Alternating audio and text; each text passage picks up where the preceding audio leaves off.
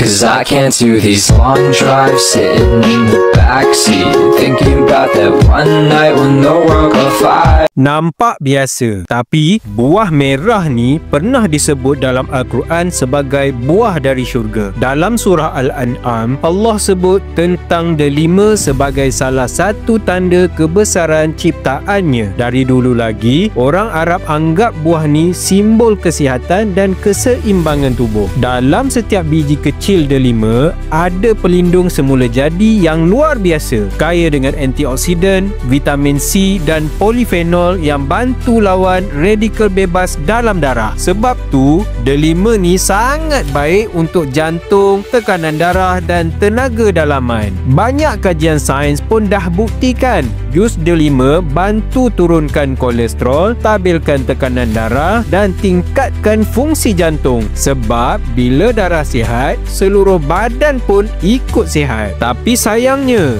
kita jarang amal. Gaya hidup sekarang penuh dengan makanan bergula, berlemak dan kurang nutrisi. Lama-lama bacaan darah pun naik, kolesterol tinggi, gula tak stabil, tekanan makin melompat. Dari situlah bermula 3 serangkai yang ramai orang takut. Sebab itulah lahirnya Jus Kudrah, gabungan makanan sunnah dalam satu botol. Delima jadi bahan utama, digabung dengan buah tin, zaitun, halia, lemon, habbatus sauda, bawang putih dan cuka apple. Siap dengan prebiotik dan probiotik untuk cuci usus dan bantu penyerapan nutrisi dengan lebih baik. Rasanya masam manis semula jadi tanpa gula putih, sesuai untuk pesakit kencing manis dan mereka yang nak jaga bacaan darah. Sekarang tengah ada promosi, beli 2 percuma 1, beli 3